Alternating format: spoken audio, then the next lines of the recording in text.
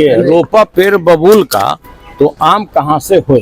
चुनाव के पहले भी हम लोग लगातार उनको आगाह करते रहे, आने वाले खतरे से उनको आसन्न करते रहे, लेकिन पता नहीं किस प्रकार का भय था। हमें लगता है कि सृजन घोटाला हो, चाहे मुजफ्फरपुर वाला जो बालिका गृह कांड हो, या फिर नीट के आड़ में जिस तरह से बताया जा रहा था कि बड़े बड़े नेताओं का इसमें इन्वॉल्वमेंट है, तो कहीं ना कहीं इस तरह से जिस तरह से ये राष्ट्रीय पार्टी लोगों को ट्रैप करती है, लोगों को भयभीत करती है, उसी का यह कहीं ना कहीं इसी तरह का बू दिखाई देता है। एक सैंडल पे आना उनका किसने लिखा, कब लिखा, तो यह तो साजिश पहले से था। बिहार के मुख्यमंत्री नीतीश कुमार के राज्यसभा जाने को लेकर के जहां तक समर्थकों की बात करें तो वो आहत हैं और सदमे में हैं, तो वहीं विपक्षी पार्टी बार बार कह रहे हैं कि हम शुरू से बताते रहे कि भाजपा आपके साथ खेला कर रही है। जिस तरीके से पंजाब में, उड़ीसा में और फिर महाराष्ट्र में जिस छोटी छोटी पार्टियों को हवा में ले ली, तो भाजपा का ये पुराना रवैया है, जदयू को भी ख़त्म कर देगी। और देखिए शुरुआत हो गया है। सुनील सिंह की हम बात कर रहे हैं।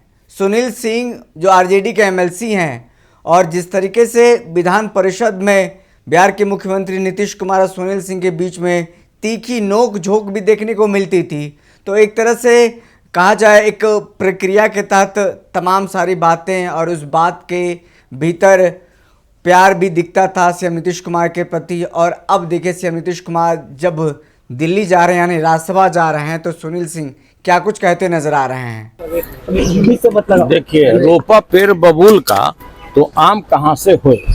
और चुनाव के पहले भी हम लोग लगातार उनको आगाह करते रहे, आने वाले खतरे से उनको आसन्न करते रहे कि भाई देखिए, ये लोग इसी तरह से जिस तरह से महाराष्ट्र में, गोवा में, पंजाब में, उड़ीसा में जिस तरह से छोटे पार्टियों को हवा मिठाई की तरह लील गया, उसी तरह बहुत दिन नहीं लगने वाला है।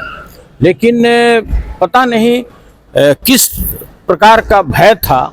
हमें लगता है कि सृजन घोटाला हो, चाहे मुजफ्फरपुर वाला जो बालिका गृह कांड हो, या फिर नीट के आड़ में जिस तरह से बताया जा रहा था कि बड़े बड़े नेताओं का इसमें इन्वॉल्वमेंट है, तो कहीं ना कहीं इस तरह से जिस तरह से ये राष्ट्रीय पार्टी लोगों को ट्रैप करती है, लोगों को भयभीत करती है, उसी का यह कहीं ना कहीं इसी तरह का बू दिखाई देता है। क्या लगता है दबाव में ये फैसला लिया गया है?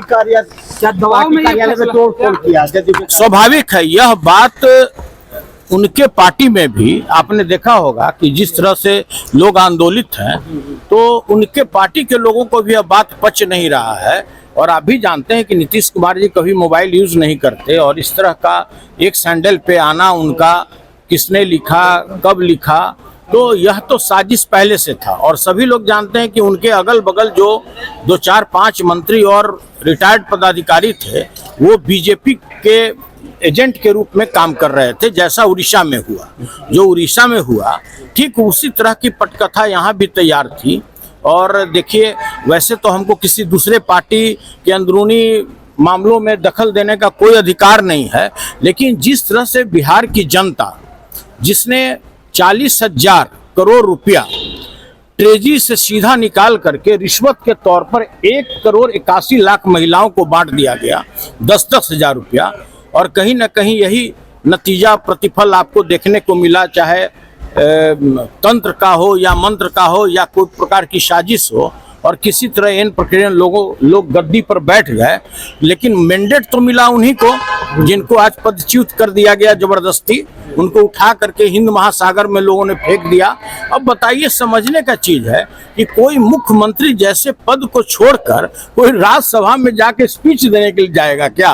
तो देखिए, यह बात बिहार के किसी भी जनता को, चाहे उनको उनके पक्ष में वोट दिया हो या उनके पक्ष में नहीं दिया हो, किसी को यह बात पच नहीं रहा। सर, निशांत कुमार, तो आप सुन रहे थे आरजेडी एमएलसी सुनील सिंह को। सुनील सिंह साफ तौर पर कहते नजर आ रहे हैं कि जब रोपा पेड़ बबूल का तो आम कहाँ से हो। महाराष्ट्र, गोवा, पंजाब, उड़ीसा में छोटे छोटे पार्टियों को जिस तरीके से ले लिया, आपको पता होगा महाराष्ट्र में शिंदे के साथ भाजपा ने क्या किया। या फिर पंजाब में हो या फिर उड़ीसा में हो, इससे पहले भी कई राज्यों में ऑपरेशन लोटस चलाया गया और वहाँ पर सत्ता में भाजपा आ गई।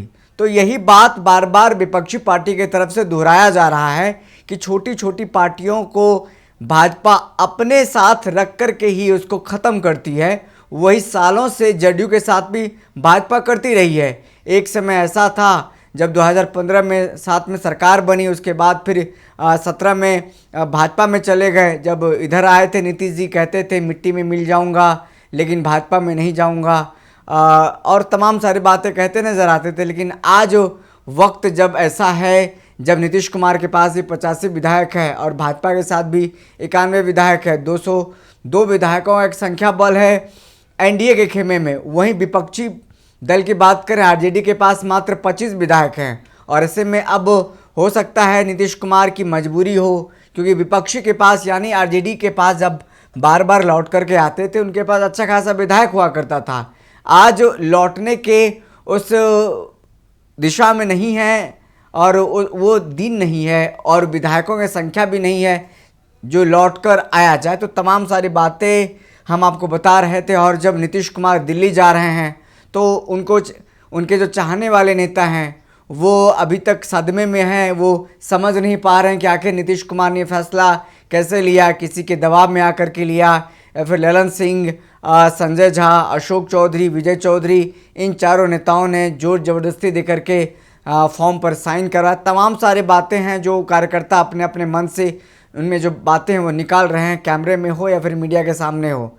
लेकिन बात अब यही है और 100% ये बात अब सही मानी जा रही है कि अब नीतीश कुमार का मूड बन गया है, राज्यसभा जाएंगे। और इसी कड़ी में उन्होंने अब फॉर्म भर दिया है, नामांकन भी कर दिया है।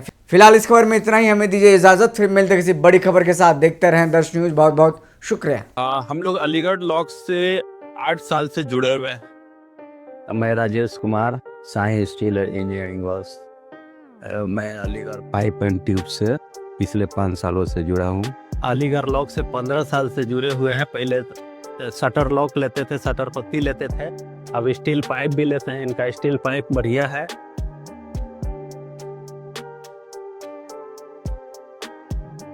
मजबूती का असली नाम अलीगढ़ ट्यूब्स शटर।